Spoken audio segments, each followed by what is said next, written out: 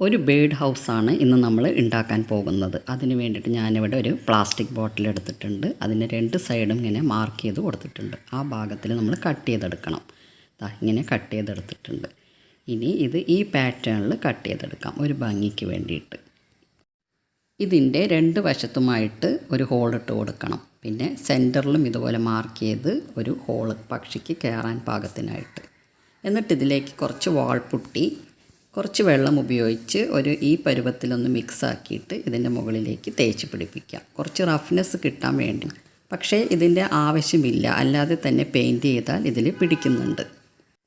Paint പിടിക്കില്ല എന്ന് വിചാരിച്ചിട്ടാണ് ഞാനിങ്ങനെ ചെയ്തത്. ഇനി കുറച്ച് വാൾപുട്ടി വെള്ളമൊഴിച്ച് ചപ്പാത്തി മാവിൻ്റെ പരുവത്തിൽ കുഴച്ചെടുക്കണം. ഇതുപോലെ കയ്യിൽ ഒട്ടാത്ത വിധത്തിൽ വേണം ഇത് കുഴച്ചെടുക്കുവാൻ. എന്നിട്ട് ഇതൊരു പ്ലാസ്റ്റിക് കവറിലോ നനഞ്ഞ തുണിയിലോ പൊതിഞ്ഞ് വെക്കണം, അല്ലെങ്കിൽ ഇത് ഡ്രൈ ആയി പോകും. ഇനി ഇതിൽ നിന്ന് നമുക്ക് കുറച്ചെടുത്ത് ഇതുപോലൊരു പരുവത്തിലാക്കിയിട്ട് ആ പക്ഷി കയറാനുള്ള ആ വാതിലിൻ്റെ ഭാഗത്തിന് ഒട്ടിച്ചു കൊടുക്കണം. കാരണം ആ ഭാഗം മൂർച്ചയുള്ളതാണ്, അതിന് വേണ്ടിയിട്ടാണ് ഇത് ഇങ്ങനെ ഒട്ടിച്ചു കൊടുക്കുന്നത്. ഇത് നന്നായി ഉണങ്ങിയതിന് ശേഷം നമുക്കിത് പെയിൻറ്റ് ചെയ്തെടുക്കാം. ഫെവിക്രിലിൻ്റെ അക്രിലിക് പെയിൻ്റാണ് ഞാനിവിടെ ഉപയോഗിക്കുന്നത്. നിങ്ങൾക്ക് ഏത് പെയിൻറ്റ് വേണമെങ്കിലും ഉപയോഗിക്കാം. ഇതിൽ നിങ്ങളുടെ ഭാവനയ്ക്കനുസരിച്ച് ഡിസൈനുകളോ പൂക്കളോ ഒക്കെ വരയ്ക്കാവുന്നതാണ്. എന്ത് വേണമെങ്കിലും ചെയ്ത് ഭംഗി കൂട്ടാം.